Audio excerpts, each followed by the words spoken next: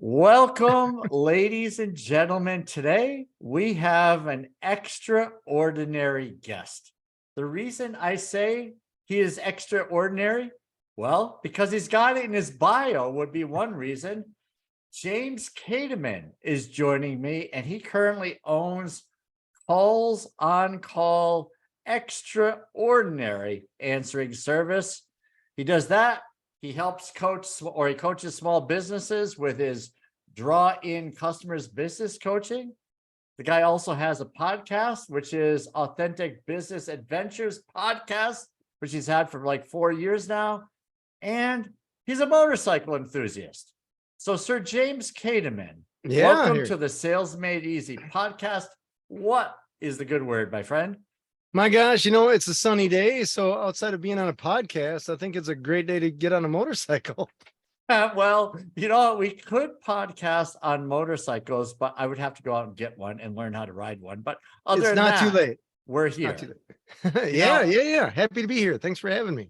So awesome to have you. I love your energy. And so, Sir James, I'm reading your bio here, and you've got this calls on, what is it? Calls on Call Extraordinary Answering Service. Yes. All right. So tell me, what is that? So we answer phones for small service-based businesses. So if you imagine any van with a phone number on it that you see on the highway, if you call that number, they typically won't answer their phone, but they may have a message that says that your call is very important to them. It's so important, they're not going to answer it. And you may leave a voicemail that they will never check, probably never call you back. And you'll still end up having the problem, whatever it is that you're calling about. Days later. Solve that problem by actually answering the phone, taking care of the schedules of the people that work hard doing whatever it is that they're good at, right? Whether that's hair, massage, plumbing, electrical, accounting, whatever. People have skills that take care of the skills. We take care of the customer service aspect. All right. So this just raised a question in my mind, because that's the way my mind works. Sure. Is there data out there that shows that how much potential missed business is on missed calls or something along those lines? I don't know if there would be conclusive, because I say that because when we would try to sell clients back in the day, what we would try to say or try to have them do, help them with, is figuring out how many calls are they missing, and then the average value of each client to figure out a dollar value of what actually answering their phone calls would mean to them. And as soon as we said math, people just got glossy eyed. We could have told them add 1 + 1, and they're just like, wow, can't help you there. Not my jam. So we stopped doing the math and just said, hey, if you miss 1 call in a month, what's that worth to you? There you go. And so my guess is that one business opportunity closed, one is actually pays for your services generally. Correct. Yep. Broadly speaking. Yep. Unless you're selling hot dogs or something like that. Sure. Yes. But then you probably don't need an answer. Oh, anyway, right. I digress. Yeah. So how did you get started in that business? Sounds like an interesting business to figure out, hey, this is what I could be good at. Yeah. I actually did not intend to start the business. Okay. I had a copier repair company, and I started that from scratch in 2006. And I built that up, and it was essentially me, my cell phone, and a few technicians. And as I was growing it, there was a time when money was tight because you're fixing copiers, right? So your margin is not that great. At any rate, I'm on the phone driving, and payroll is due, and I think payroll is due in 5 days, something like that. And I was still trying to think, like, how am I going to make payroll? Because I had a lot of people that owed me money, but I did not have a lot of money in the bank. Yep. So, and I checked, you can't make payroll with IOUs. Right. The checks don't go very far. Yeah. So I had a client call me up that owed me some money, and they're like, hey, James, how's it going? I'm all set to pay this credit or this bill. I got a credit card number for you. And I'm like, great, right? This is $600 and some that they owed me. So it was going to be enough to close the gap on payroll. And I'm like, great, I'm ready. They're like, I can tell you're on the road. So how about I give you a call back? And I was like, goodness. no, I can drive and take notes, right? What is safer than that? Right. So anyways, I got off the phone with her, and I was thinking, she's right. right? Like that wasn't ideal. Mm-hmm. So then I thought, well, that's not very professional either on my end to try to take care of calls, because I was certainly missing calls. Yep. So I thought, hey, I'm a small service business. There are millions of small service businesses. Somebody else has had to have solved this problem. So I reached out to all the call answering services that I could find. I flew out to see one in Portland. I just went all over the place, and I found people that could answer the phone. I did Okay. not find anyone that I thought offered the customer service that we were at when we did answer the phone. And on top of that, as soon as I mentioned the word schedule, where I wanted the people answering the phone to actually be able to solve the customer's problem by getting them on the calendar of the technician, they're like, whoa, whoa, whoa, whoa, we can't have all these people on the calendar. We can take a message. And I said, I have a voicemail that takes a message. Right. I want a person to actually solve the problem. So at any rate, long story short, I found a business partner. We started Calls on Call, I don't know, 12-ish years ago, maybe a little more. And then we just grew it. So we solved the problem that I had, problem that some of her clients had, built it. I bought her out 5 years ago, whatever. Wow. And yeah, pandemic was good to us because people realized that your customer service people don't have to be in the office. Yep. So that worked out.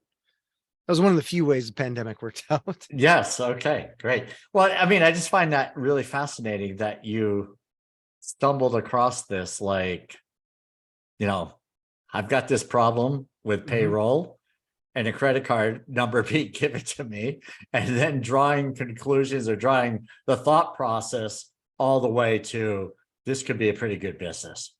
Yeah. The idea was that I knew that other businesses were terrible at answering their phone. And I knew when I'll give you a really quick example with a tiny landscaping job that I had. I had to, well, I don't know if it's a landscaper. I just needed to extend a drain pipe underground. I called 12 landscapers. I heard back from 3 of them. None of them answered the phone. I heard back from 3 of them.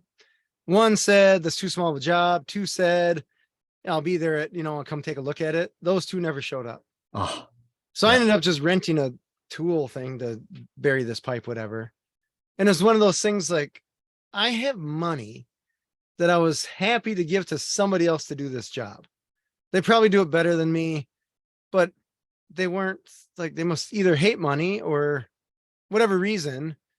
It was a disservice to me. It was also a disservice for them because they're spending money on marketing, have their website up, do all that jazz. But who cares if you're not answering the phone or communicating somehow, some way? Yeah. So it's just a weird dynamic. Yeah. It is a weird dynamic, I guess. It is. And, I experienced something similar recently in Florida. We have what they call lanais, which are big screened areas around your pool so that 1 million mosquitoes don't fly into your pool area. Oh, okay. And they don't do well in heavy wind or when branches fall on them. Okay. Right. So it turns into like a tarp, and that you're trying to hold down with tent stakes, and screens pop and so forth. But I'm telling you, the number of people I called and left messages, it's like, are you kidding me? And somebody call me back. It's just very frustrating. So that must happen a lot of times where people are just missing business, and then they're paying on the other side. They're paying for whatever, Facebook ads or Google ads or website SEO. Yep. Right. We just want to be found. And then they get 90% of the way there. And then the last 10% is just answering the call. Yeah. And people don't, there's probably a lot of, you've got personality, but you probably come across a lot of people that don't have personality, and they're not great on the phone, right? Oh my gosh. So having someone like you or your team that's pleasant on the phone, it's like a huge add to the team, right? Yeah, huge. Yeah. It's funny you say that. We just hired a couple people more, and we have assessments that people take when they apply. One of those assessments is a customer service assessment. Yeah. And I thought when we put this test out there that this is going to be just a minor hurdle for people to get over to get an interview. It is amazing. I bet 80% at least 80% of the applicants fail that test. Oh my goodness. And not even like a little, like you got a few wrong kind of thing. I mean, like fail it. Okay. Like Give you me an got example of a question or two that question, multiple choice Okay. question, All right? right. Because this is a time where we don't All do right. I'm going to essays, put right? myself in the zone, customer service All right. zone. I'm So applying for a job. I'm now giving this test. The question in front of me is, the question is, you are working at a retail store and you're at the front counter. okay. A customer walks through the door. You A, run to the back and hide. B, keep staring at your phone. C, say hello. D, say hello. How can I help you? Okay. I'm going to go with D. Smart man. You Okay. passed, man. I'll get you All an right. interview. The pressure was on. Yeah. Phew. People Okay. fail But that seriously, test. come on. Okay. That's serious. That's serious. All right. Okay. Yeah. Well, yeah, it's one of those things where when you go to a place, a store, you talk with somebody in business, and you're like, is this person trying to be mean or do they hate money? Right. And I always Yeah. think they would have failed this test. Yeah. Okay. And I don't know, They would like have failed. maybe their mom was mean to them. I don't know. I don't think anyone to me trained me to just be a nice human. I think he just knew. That's what I thought until you see people. Well, yeah, yeah. I used to think that too, but no. That's yeah. We actually had training from our parents apparently, or they showed us the way. Yeah, somehow. Right. Somehow along the way. Yes. You know, this brings up you know, if this is not something you want to talk about, just wave your hands frantically and say, no, Harry, please don't go there. I'm an But open I think this thing about customer service is really a great topic. I was Huge. talking to somebody recently. They asked a question about how can, so I have this book, a quick plug, Selling with Dignity. Yeah. And they asked me, do I work with people in retail? And I typically don't, right? It's not really on B2B. But they asked, well, how does this work in retail? And I thought for a second, I said, really simply, I would kill it with customer service in retail. It's just like, make your store the most friendly place. So when people walk in, they're experiencing complete friendliness and love. And when they leave, they'll say, oh, that was so awesome. Those people are so nice. Right. What is there anything, what's your thought on that, first of all, about growing a business with customer service? Two thoughts. One is, as far as the phone calls go with us, we tell our crew that your job is to make the caller feel better when they hang up the phone than when they first called you, regardless of what they're calling about. Your job is to make them feel good. Right. Yeah. So, but interesting story. I was told by a guy that used to work at a grocery store locally here that's known for crazy low cycle prices. So it's the whole service, quality, and price. They're going for price. Yep. Their crew is told not to interact or to avoid interacting with customers. Because that's a cost. So they have limited crew. Okay. And they just want customers in and out. They're treating customers like cattle. We don't care. We don't care. Okay. Push them in, shove them out, kind of thing. So, and I experienced this because I went there to buy a gift card. I figured it's a big grocery store. You get gift cards, whatever. So I had to go pick up a gift for someone. Gift cards easy, but it's a huge store. Like you do a triathlon trying to get grapes. And so I found this guy and I'm like, hey, where are your gift cards? And he's like, up front. And it's not like this is a Hallmark store or something where it's 500 square feet. This is like 50,000 square feet. And I'm like, a little more specific, like, you know, aisle 59 or something like that. And he's like, up front, right? And so anyways, I was joking with this guy that used to work there. I'm like, what is up with this? And that's when he told me they're trained not to interact. So I was putting this guy out like, oh, I didn't mean to actually give you business. I'm sorry. So it was kind of interesting how it was the first time I ever heard of somebody actually actively saying that customer service is a bad thing. They blew my mind. Yeah, incredible. So what? Yeah. So if you think about that just for a half a second, what could the outcome? There could have been a number of outcomes. One outcome is because of the love you felt with their upfront, you said, I'm going to tell all my friends how awesome this place is. Mm-hmm. Or because you got no love, you're not going to tell anyone anything. Or we had other a story. than, yeah. And then, yeah, exactly. Because we were sitting around campfire, right? Yeah. We had some buddies, I don't know, 15, 20 buddies.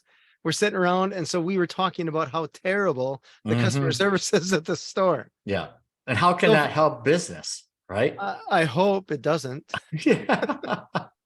In a little bit of a narcissistic way. Like, why do you got to be a jerk? You couldn't take 30 seconds out of your life to just either tell me or show me.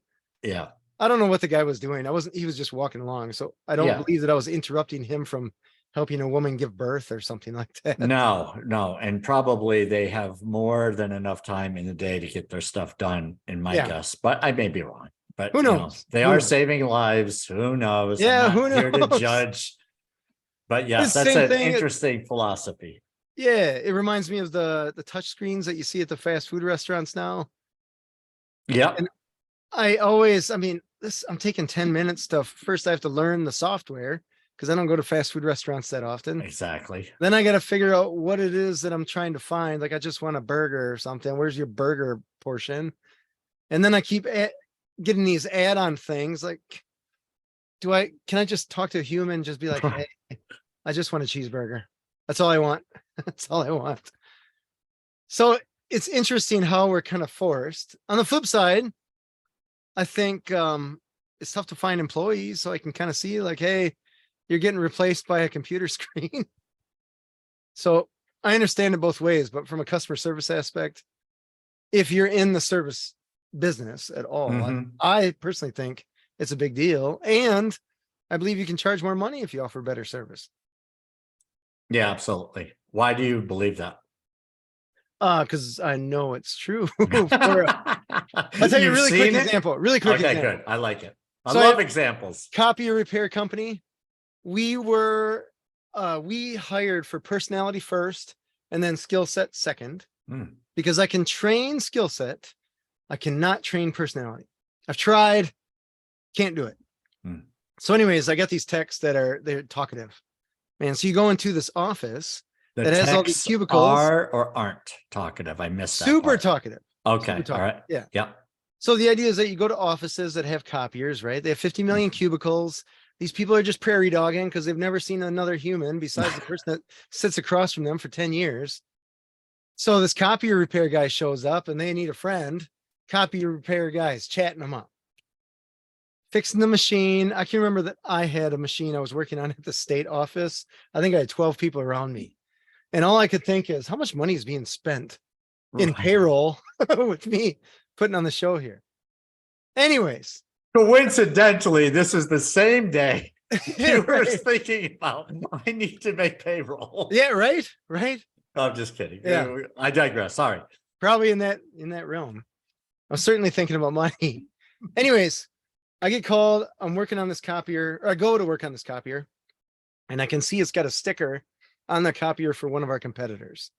And I said, hey, lady that called us up, you probably have a contract on this copier.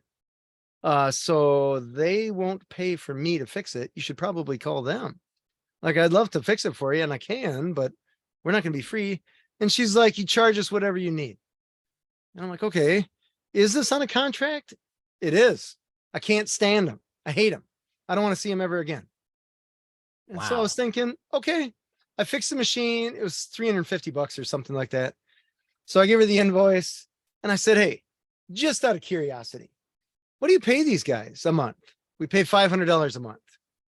So here I am thinking, wait a second. These guys, because they're jerks, are getting $500 a month, don't have to do a thing. Because I'm a nice guy, I'd actually do the work and I'm making less money. So it's one of those things where like, huh. So I was getting calls because it was Doc Jam's printer repair. We were known as, we were high end. We treated people right. People loved calling us. I swear people intentionally broke their machines or stuck something in there just so that they could have someone to talk to. We were told that by a few clients because in the end, they weren't the ones paying. It was their company that was paying. But it was funny. And we try to make it as entertaining as possible for them, right? Nobody likes a copier being broken. Right. But Exactly. our competition was so bad at customer service. And I'll expand that story a little bit if you got a moment. I love it. So I got this company, Doc Jam's Printer Repair. I decided this would be a great idea to get out of this business. It's a lot of work. It's not a lot of cash, and paperless is looming. Anyways, so I ended up selling the company, and I made the mistake of selling the company with a extra nut based on them maintaining a certain revenue threshold. The revenue threshold that we had in the agreement was less than I did in my first year in business. So I thought, how can you possibly go under that? No problem. I can totally agree to that. Like a little business selling noob. Anyways, so what happens is their crew, their service crew, some of them that have been with them over 20 years, were not talkative people. They smell like cigarettes. They got the shirt half untucked. They're all frazzled. They look like they just rolled out of bed. They don't say hi. They do the job, right? They fix the copier. Great. But nobody likes talking to them because these guys aren't talkative. So this company that bought my company loses a bunch of clients. I get phone calls from these clients because they'd been with me for years that said, James, dude, what happened? And I'm like, hey, I sold. And they're like, yeah, you got to talk to them. I don't want that guy ever in my office again. Because they were just like, they stunk, or they weren't, you get someone new in your office when you're used to your close knit circle of cubicle mates, and you got somebody cool walk in there, right? Yay, you're all happy. I don't know, doing whatever to keep them happy. Fine and dandy. But when you get somebody that's annoying or stinks or doesn't look like they care, you don't want to see them again. Yeah. And there's 50 other businesses that are doing what you do. So they just call somebody else that's annoying. Find someone less annoying that may not smell like cigarettes. Yeah. Right. That would be, fairly easy to find, I would think, if people were to answer their phone, though. But that's a whole nother thing. If only. Yeah. Right? But maybe you can help those people. But yeah, so here's the valuable lesson, ladies and gentlemen. You can sell more because people want to be around you. Who do they want to? We hear this over and over again. Thank you, Bob Berg. People do business with, people they know, like, and trust, or that's their preference anyway. Here's, fun-loving, conversational guy or gal walks into the office, take care of a problem, can probably join in a conversation. That person demands more of an income, right? Because they have a little more talent, absolutely, right? Absolutely, they yeah. Get a little more pay, but they might even have additional incentives for finding more business. Absolutely. Right. So you think about the person who doesn't like to talk, is very skilled, but is never going to have a conversation with a prospect or with a client and uncover more business. The client would have to say, hey, you untalkative person who never says hello and never smiles, we have more business for you. Would you like it? Yeah. It doesn't really happen, but they have some charming salesperson that comes in and, throws a couple of dollars for donuts or something, smiles, and introduces their lovely technician, James Kademan, or somebody like him. And James goes in, lights up the room, and now you've got business galore because they say, we've got more opportunity. We have another location. We've got this and that. We've got this problem. Do you know anyone who does this? And you can say, yes, I do. But this is right. This is the way business works. This is why people, when they're given a choice, go make phone calls to find somebody good, or work with the person that's already in front of you that's good and give them more stuff. You got it. What's your thoughts? Be nice. Yeah. Be nice. Plus, the added bonus is if you're the employee that's actually nice versus the employee that's just doesn't want to talk to anyone. Grumpy. We'll call him grumpy. Yeah, we'll call him grumpy. 7 dwarves. How do you think the grumpy guy likes his job versus the guy that's having a good time talking with people?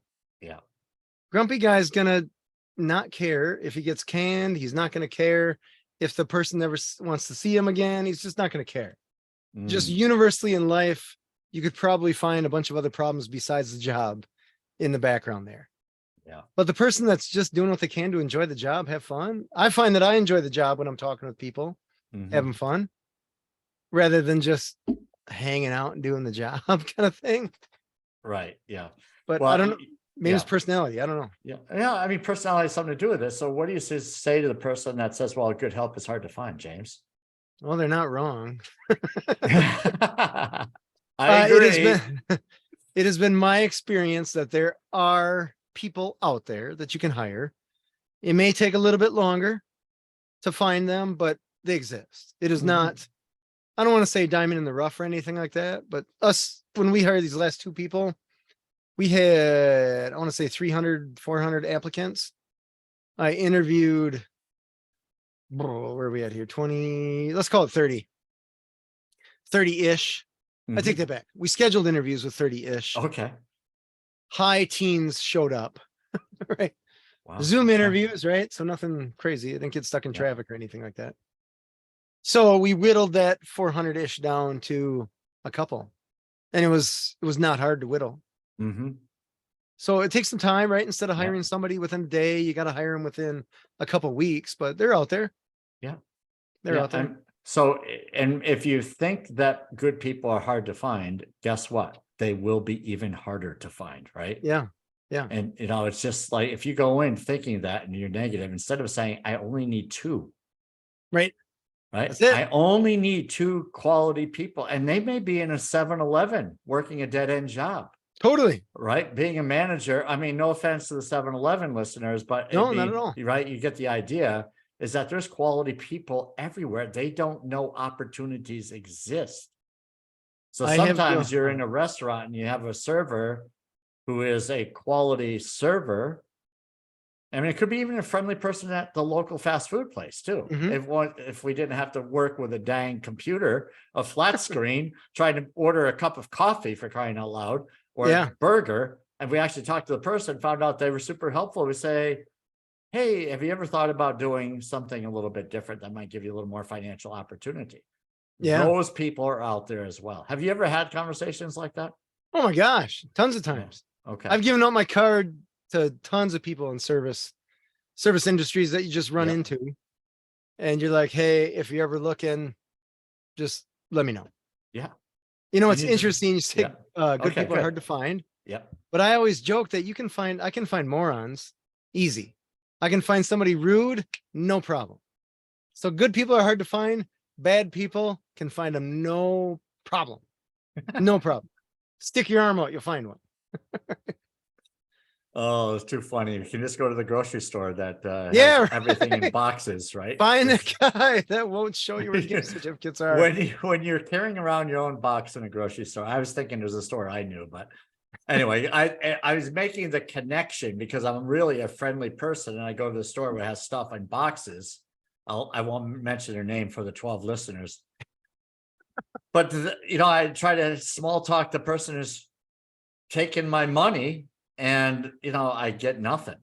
And then you go into other stores where people in Florida are all in green. Anyone who's listening in Florida will know who that is. They are ridiculously friendly. And do I spend more there? Absolutely. Do I want to go there and spend more? No. But if I want friendly people, I go where the friendly people are. And they laugh at my jokes. I think they're all taught, hey, when people come in, they crack some little wise joke or something, laugh, because then they'll come back. The other place, not so much. They don't care.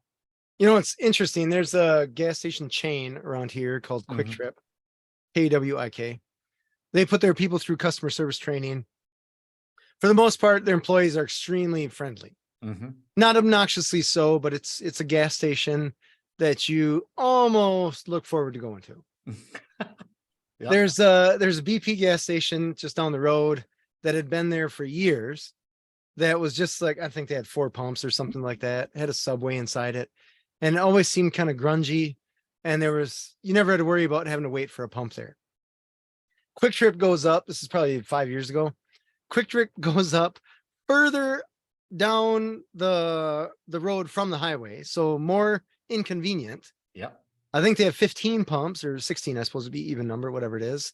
They're full all the time. And you have to go past the BP to go to this Quick Trip. The BP is still empty. And if you're just getting gas, like the gas prices and all that kind of stuff are the same, but still people go and get gas at the Quick Trip. It's brighter, it's cleaner, the people are nice. And all I could think is, wait a second, wait. This wasn't building a rocket ship. All you had to do was be nice. Yeah. That's it. Yeah. That's it. There's no like, oh my gosh, what is the secret? No secret. Just be nice. That's it. Oh my goodness, James, this is magical. So basically the moral of the story is be nice, make more money. Amen to that. Right? Right there. Be nice, Nailed it. make more money. Wow. You know, we've just simplified so many things in life as far as when it comes to business, business coaching, you can name it. Be nice, make more money. Solved it. Yeah. Right? Session 1, all done. Yeah. And clean the gas station and make the restrooms look nice too. But right. Simple things. I think it comes down to a lot of it from my perspective is respect of the customer. Because when you're nice to them, I feel like there's respect, right? If you're mean to someone, I feel like you don't have respect for me. If you're like, oh, right. We were at this restaurant the other day. And my kid, it was a house turned into a breakfast bar, whatever. Kind of a little hipster joint, whatever. The other places had lines. So we just went to this one. And my kid is like, what is this place? And I said, this is where the people go that hate the world. So, because it just felt like they had something against everyone. And we were in line to get food, whatever. And the lady was all put out. My kid wanted an omelet with tomatoes in it or something. And she was like, no, can't do it. And it was some like, I didn't think what he was asking for was out of line, but okay. It was just one of those, like, there was no, I'm sorry, we can't do that because whatever, the tomato plant is dead or whatever. I don't know. She was just like, no. Yeah. She was just a grouch. And I'm like, yeah. You're the frontline person. You're the first person that we see in this restaurant. And it's a restaurant where they don't have wait staff. You have to get your food and then carry it to your table kind of thing.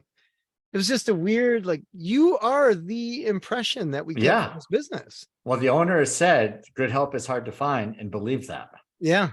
Right. And so, and when you believe it, then that's what you get. And then you have people that don't want to come back. Yeah. Because that's not complicated. It sounds like a Jack Nicholson scene in a movie from the early 1970s, I think, about toast and asking, do you have egg salad or something or chicken salad? And, oh, yes, we have that. Well, can I have my chicken salad toasted? Yes, you can have that. Well, then, okay, so I want that, but hold the chicken salad. Such a great line. And then the waitress says, well, what do you want me to do with the chicken salad then? He says, I want you to hold it between your knees. And that was I think that was Easy Rider. As a motorcycle enthusiast, you may have to watch that movie. I will definitely check that out. It's not a movie for kids under 17. It is R-rated, but it's definitely that line by Jack Nicholson stuck with me for about 40 years. So that's awesome. Oh my goodness. Customer service secrets. Customer service. Yes. Jack Nicholson and James Kademan. James, this has been a blast. I love this topic. I love your energy. You do some great things. I know you got a few businesses going on. And if people like what they're hearing from you today, where can they find more of you, sir? If you go to drawincustomers.com, all one word, you can find a bunch of stuff, podcasts, all that jazz. You'll find my email address, phone number. Feel free to reach out to me. Happy to talk business with anyone, as long as you're nice. And if you're nice and you know what, you're going to have a great conversation. I can tell. It's always yeah, this is great stuff. And so draw in, say it one more time. Draw in customers. Okay. And we will put that in the show notes as well. And hopefully someone will have a conversation with you, James. You're definitely worthy. Yeah, right. I appreciate it. I love it. Thank you for letting me be on the show here, Harry. It's been a blast. Thank you, sir.